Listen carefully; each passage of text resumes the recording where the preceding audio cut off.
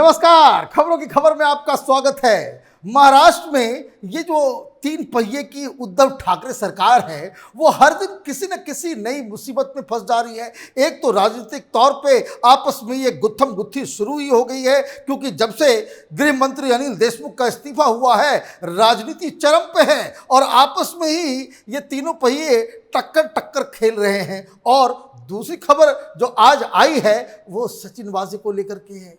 सचिन वाजे तो मुख्यमंत्री उद्धव ठाकरे का सबसे लाडला, सबसे होनहार, सबसे ईमानदार, सबसे कैपेबल पुलिस इंस्पेक्टर था।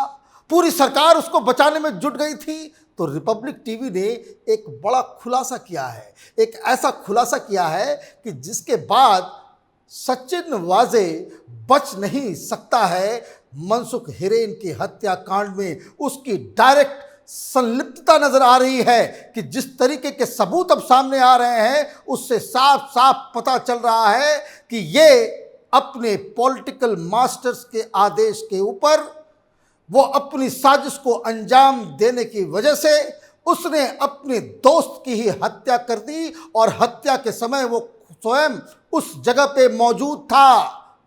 ये क्या है रिपब्लिक टीवी का खुलासा, वो मैं आपको आगे डिटेल में बताऊंगा। लेकिन उद्धव ठाकरे साहब के लिए ये कम बड़ी बात नहीं है कि जिस रिपब्लिक टीवी, जिस अर्नब गोस्वामी को आपने उसके घर से घसीट के जेल की सलाखों के पीछे फेंक दिया था, आज वही रिपब्लिक टीवी वक्त के पहिए के साथ घूम रहा है और एक एक झूठ, एक एक आरोप, एक एक यातनाओं की वो बदला ले रहा है और सही हो रहा है। एक और खबर आई है जिससे यह भी समझ में आता है कि महाराष्ट्र की सरकार, वहां तो वसूली गैंग चल ही रहा था, वहां पे बकायदा जो ट्रांसफर पोस्टिंग के लिए दुकान तो इन लोगों ने खोल ही दिया था।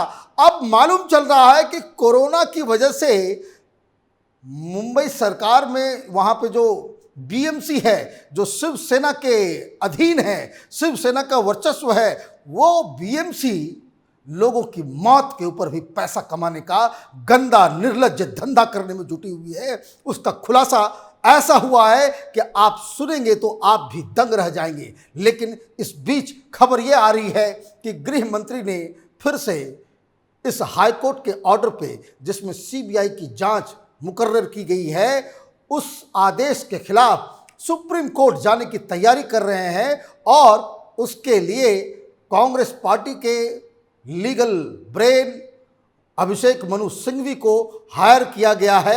अब 1-2 दिन के अंदर ये पता चलेगा कि भाई सुप्रीम कोर्ट में जाकर के उनको कोई राहत मिलती है या नहीं मिलती है। लेकिन राहत मिलने की कोई गुंजाइश ही नज़र नहीं आ रही है, क्योंकि ये तो बिल्कुल एक तो नेचुरल जस्टिस का हिसाब किताब है कि अगर आपकी सरकार है, आप गृह मंत्री हैं और उसी गृह मंत्री के खिलाफ अगर कोई जांच चल रही हो उस राज्य के अंदर, तो वो तो इन्फ्लुएंस करेगा ही। वो उसके खिलाफ कोई पुलिस वाला, कोई भी जो तंत्र से जुड़ा हुआ शख्स होगा, जो अधिकारी होंगे, वो उसके खिलाफ नहीं जाएंगे। तो ये अनिल देशमुख एक बेमानी सा एक काम कर रहे हैं। खैर, उनका ये अधिकार है, सुप्रीम कोर्ट का दरवाज़ा खटखटाने का अधिकार हर आदमी को है और वो अधिकार अनिल देशमुख को भी है। लेकिन सुप्रीम कोर्ट ने तो पहले ही कह रखा है, परमवीर सिंह के याचिका के ऊपर सुप्रीम कोर्ट ने ये तो कहा कि भाई आप नीचे की अदालत में जाइए, हाई कोर्ट जाइए। लेकिन एक कमेंट सुप्रीम कोर्ट ने ज़रूर दिया था कि जो एलिगेशंस लगाए जा रहे हैं गृह मंत्री के खिलाफ वो वाकई सीरियस है और इसलिए वहाँ तो राहत मिलने की बहुत गुंजाइश नज़र नहीं आ रही है। और इसके बाद जो कल जो खुलासा हुआ है रिपब्लिक टीवी के द्वारा, तो इसमें ये पता चल रहा है कि किस तरीके से एक क्रिमिनल माइंड, जिसको कह सकते हैं कि हार्ड कोर क्रिमिनल, जिस तरह से फिल्मों में आप देखते हैं कि जो प्लान करके सबूत को मिटाने में जो एक्सपर्ट्स होते हैं, उस हिसाब से सचिन वाजे, एक बात तो मानना पड़ेगा कि ये जो उखाड़ दिया एडिटर संजय राउत साहब हैं, उन्होंने जो तारीफ की थी कि बहुत ही ईमानदार और कैपेबल है, तो उनकी काबिलियत ये नज़र आ रही है कि सचिन वाजे किस तरीके से उसने माने हर कोशिश से, हर तरीके से अपने फुटप्रिंट्स को मिटाने की पूरी कोशिश उसने की थी। लेकिन ये लोग बॉम्बे में रहते हैं, बॉम्बे के फिल्म को वो ठीक से देखते नहीं। बहुत पुराना एक डायलॉग है कि भाई जो कातिल कितना भी होशियार क्यों नहीं हो, लेकिन कानून के हाथ इतने लंबे होते हैं उससे वो बच नहीं सकता, और वही वो बच नहीं पा रहा है। नया सीसीटीवी फुटेज आया है, इससे मालूम चल रहा है कि किस तरीके से ये अपने फोन को ऑफिस में छोड़ के अपना लोकेशन बदल रहा था, ट्रेन के जरिए उस जगह पे पहुंच रहा था जहां पे मनसुख हिरेन की हत्या की गई। जिस वक्त हत्या की गई वो वहां पे मौजूद था। कल रात में सचिन वाजे को उन रेलवे स्टेशन के पास जाकर के बकायदा इसको कह सकते हैं कि रिक्रिएट किया गया क्राइम सीन को, किस तरह से वो आया, किस तरह से गया। और इसके बाद रिपब्लिक टीवी ने उस सीसीटीवी फुटेज को निकाल डाला जिसमें वो साफ साफ नजर आ रहा है कि वो अपने फोन को ऑफिस में छोड़ के ट्रेन पकड़ने वो जा रहा है, ताकि फ्यूचर में अगर कभी कोई तहकीकात हो तो उसका लोकेशन डिटेक्ट ना हो पाए। लेकिन आज वही सचिन वाजे जो अर्नब गोस्वामी के घर के अंदर घुस के कानूनी प्रक्रिया को समझा रहा था, आज किस तरह से पूरी दुनिया के सामने एक निर्लज्ज, एक कातिल के रूप में सामने आया है, ये पूरी दुनिया देख रही है। और सबसे अहम बात इस स्टोरी की जो सबसे बड़ी खासियत है कि सचिन वाजे के खिलाफ जितने भी सबूत निकलते चले जाएंगे उतना ही ज्यादा शिवसेना और उद्धव ठाकरे की राजनीति को ये असर करने वाला है। जैसे जैसे दिन बीतता जाएगा, जैसे जैसे सचिन वाजे के कारनामे सामने आते रहेंगे, वैसे वैसे उद्धव ठाकरे सरकार, शिवसेना और स्वयं उद्धव ठाकरे जी को भी इस एम्बेरसमेंट का सामना करना पड़ेगा। क्योंकि ये जो पूरी इन्वेस्टिगेशन हो रही है, ये इन्वेस्टिगेशन किसी एक कातिल के खिलाफ नहीं है, बल्कि एक ऐसे सिस्टम के खिलाफ है जिसके ऊपर उद्धव ठाकरे बैठे हुए हैं। उनकी नाक के नीचे ये सब कुछ हो रहा था और ये धृतराष्ट्र की तरह गद्दी पे बैठे रहे, कुछ कर नहीं सके।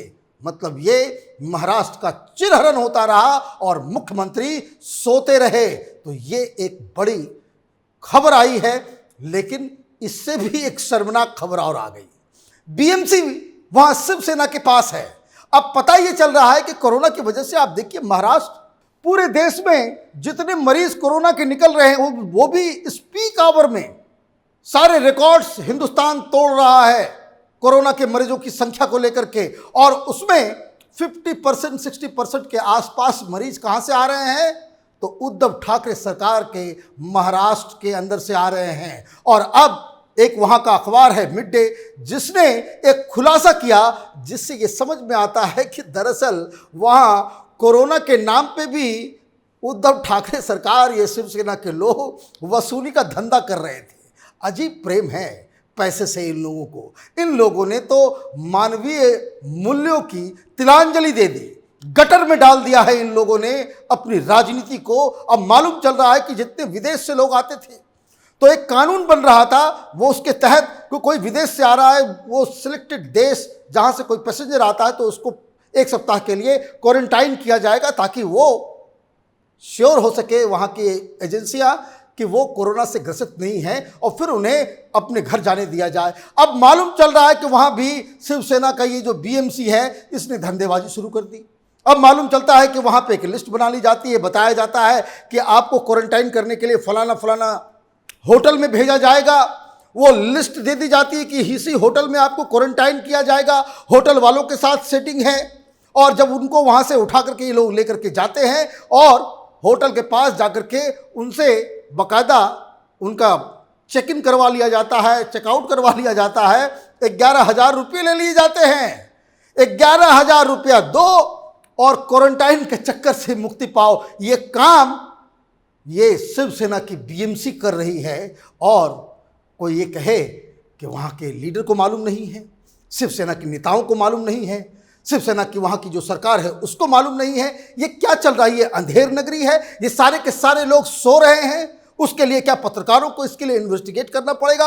और जब मिड डे अखबार ने पूरे स्टिंग ऑपरेशन के साथ इस स्टोरी का खुलासा किया तो फिर वही डिनायल मोड कि नहीं नहीं जी, जिस तरह से ये लोग सचिन वाजे को बचा रहे थे, जिस तरह से ये लोग गृह मंत्री अनिल देशमुख को बचा रहे थे, तो ये धंधेबाजी मौत के ऊपर भी कमाई का जो एक नया नमूना महाराष्ट्र की सरकार, ये जो अघाड़ी सरकार ने पेश किया है, वो अपने आप में बताता है कि ये लोग किस हिसाब से राजनीति करते हैं और इनके ज़हनियत में राजनीति का अर्थ क्या होता है। ये समाज सेवा नहीं, ये समाज को लूटने वाले लोग हैं और देश की जनता, महाराष्ट्र की जनता इन सब कारनामों को बहुत ही शर्मसार होकर के देख रही है।